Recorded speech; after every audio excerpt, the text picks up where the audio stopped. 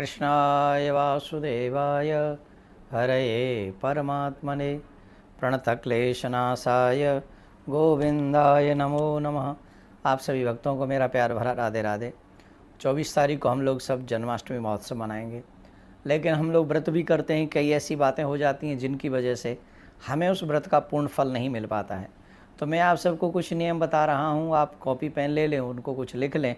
कुछ वस्तुएं ऐसी हैं जिनको आप लिख लें और उस नियम के जो मैं अभी बताऊं उसके साथ अगर वैसा आप उस तरीके से व्रत करेंगे 24 तारीख को, इसकी शुरुआत 23 को ही शुरू होगी, तो आपको पूर्ण जन्माष्टमी के व्रत का फल आपको मिलेगा। और इतना ही नहीं, मुझे ऐसा लगता है कि जो भी आप मनोकामना के साथ में ठाकुर जी की उस अष्टमी का व्रत रखेंगे, जन्माष्टमी का, तो निश्चित ठाकुर जी आपकी प्रार्थना सुनेंगे। तो सबसे पहले हमको क्या करना चाहिए कुछ प्रमुख चीज़ें मैं आपको बता रहा हूँ। सर्वप्रथम हमें व्रत की पूर्व रात्रि को हमें प्रेम से रहना चाहिए। उपवास की पूर्व रात्रि को ही हमें ब्रह्मचर्य का पालन करना चाहिए और भोजन कम संख्या में करना चाहिए। मतलब जन्माष्टमी से पहली रात्रि को ही हमें भोजन कम संख्या में करना चाहिए और सबसे बड़ी बात है ब्रह्मचर्य का पालन करना चाहिए।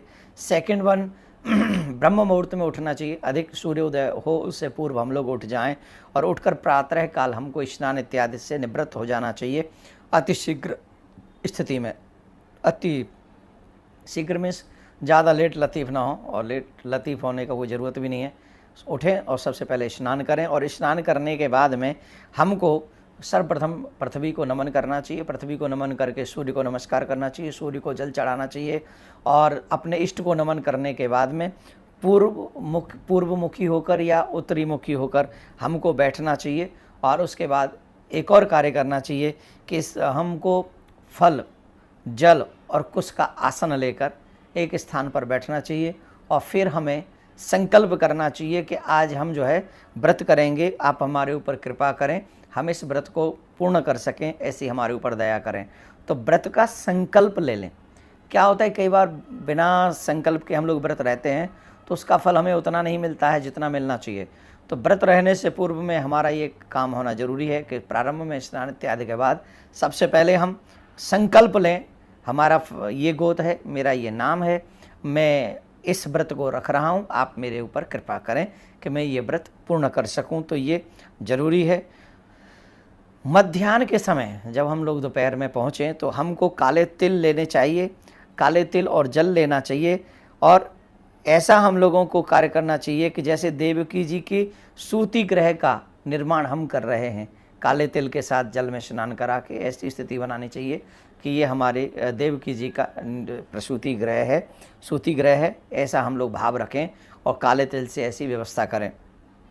तत्पश्चात भगवान श्री कृष्ण की एक मूर्ति चित्र अवश्य रखें। या तो भगवान श्री कृष्ण दुग्ध पान कर रहे हो माँ यशोदा के साथ में, ऐसा छवि रखें, या नारायण के चरण दबा रही हैं लक्ष्मी, ऐसी छवि अपने घर में विराजमान कराएं, ये बहुत ज़रूरी है। उसके बाद में बालक श्री कृष्ण की ही छवि होनी चाहिए, ज़्यादातर तो वही बेस्ट है, वही रखनी चाहिए। इसके बाद विविध विधान से ठाकुर जी का पूजन करना चाहिए, पूजन भी हम लोग करें। और देव की माँ वसुदेव जी इत्यादि नंद जिनके भी साथ उनकी छवि रखना चाहें आप लोग रखें। और फिर इस मंत्र का भी जाप आप लोग करें, बड़े प्रेम से इस मंत्र का जाप करें।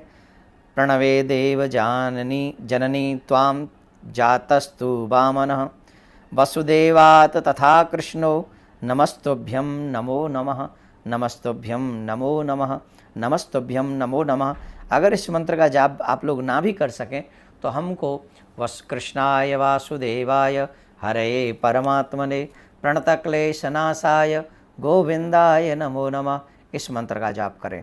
इसके बाद रात्रि में जब 12 बज जाएँ, ठाकुर जी का प्राकट्य हो जाए, तो अधिकांश पूजन आपको उसी समय करना है। पंचामृत से अभिषेक करना है। वैसे तो आप घी का दीपक जला के रखें उस समय, और घी का दीपक जलाकर पंजीरी का भी भोग बना लें, और जो प्रसाद भगवान को बनाना चाहते हैं वो भी बना लें। तुलसी दल उसी समय डालें जब भगवान के समक्ष 12 बजे के बाद, जब ठाकुर जी का प्राकट्य हो जाए उसके बाद तुलसी दल डालें, क्योंकि तुलसी पहले डालने से जो है व्रत जो फल है, भोग है, वो पहले ही लग जाता है और झूठा भोग भगवान को लगता नहीं है। तो जब ठाकुर जी के आगे आप उस वस्तु को समर्पित करें तभी आप सबसे निवेदन है तुलसी दल ठाकुर जी के सामने ही पधराएं आपके उस भोग में। पंचामृत से अभिषेक करें। पंचामृत से अभिषेक करने के बाद में लाला को वस्त्र धारण कराएं, फिर शुद्ध जल से पहले स्नान कराएं, फिर वस्त्र धारण कराएं, फिर ठाकुर जी की आरती करें। और जिनको भी आस्था पे रात्रि को मेरा कार्यक्रम भी आएगा, यूट्यूब पे भी लाइव टेलीकास्ट होगा, तो आप सब उस समय भी हमारे साथ मिलकर ठाकुर जी का अभिषेक कर सकते हैं। इस व्यवस्था को आप अधिक से अधिक लोगों तक पहुंचा दें, जिससे कल के व्रत का फल सभी को मिल सके। हैप्पी जन्माष्टमी।